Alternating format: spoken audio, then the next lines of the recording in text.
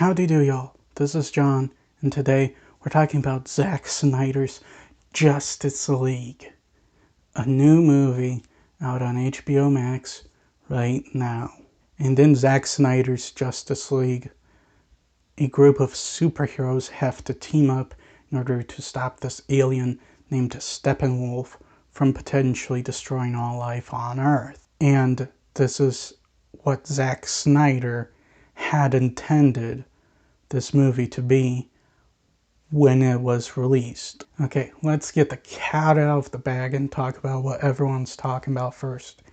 Steppenwolf is a much better villain in this version than he was in the original film. In the original film, he seems like this vengeful whiner baby who always complained to his mother, and that's not very intimidating to anyone.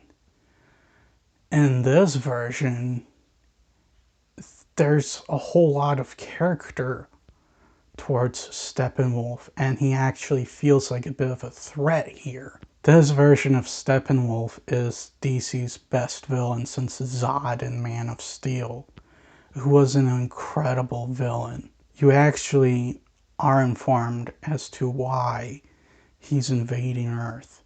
And it's not as simple as revenge like in the original film. He's just trying to get home. I would get into more detail, but those would be spoilers. And, I might do a spoiler talk of this if I have the time. But right now, let's just talk about it without spoilers. And like with Steppenwolf, all of the other characters are much more fleshed out in this version of the film.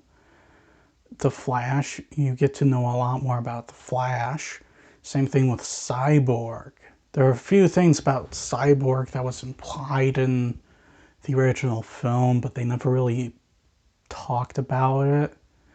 In this version, they talk about it in detail, and it's awesome. Cyborg is arguably one of my favorite characters in this film, right next to Batman and Wonder Woman. And what he goes through throughout the rest of the movie, you feel for him.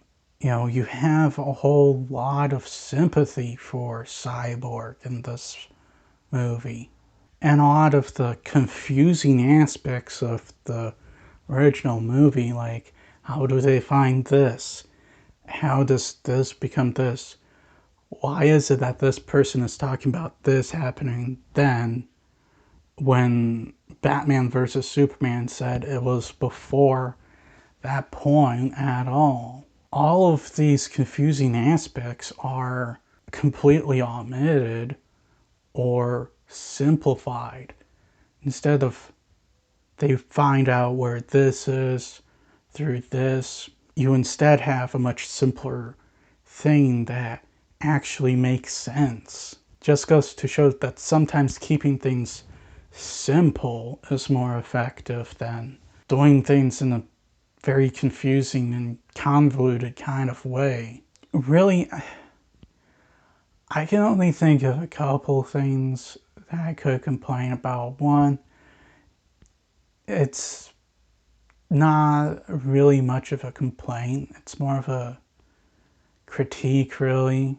The movie is kind of divided in different parts and stuff, and I found that a bit distracting. It wasn't horrible or anything like that. I didn't really hate it or anything. It just was a little bit distracting. Also, with as much as this movie fixes, it does lead to a bit of confusion with one simple thing. In a backstory, they explain that the mother boxes, which Steppenwolf's trying to find, were lost and stuff. And he goes to this planet and finds, of course, the mother boxes. However, on this planet, there's also a different thing, which, spoilers. I don't want to spoil anything for you guys. But on Earth, there's this other thing and stuff, that Darkseid had put on the ground. And apparently Steppenwolf didn't know, even though he was finding the mother boxes, that this thing was there. I mean, if, Darkseid put it on the ground on the planet he lost the mother boxes in, wouldn't Steppenwolf have assumed that thing was on there?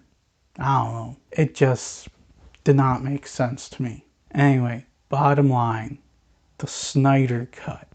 It has been released. I love it. This is an almost perfect movie. And I highly recommend watching it over the original theatrical cut, which is not very impressive.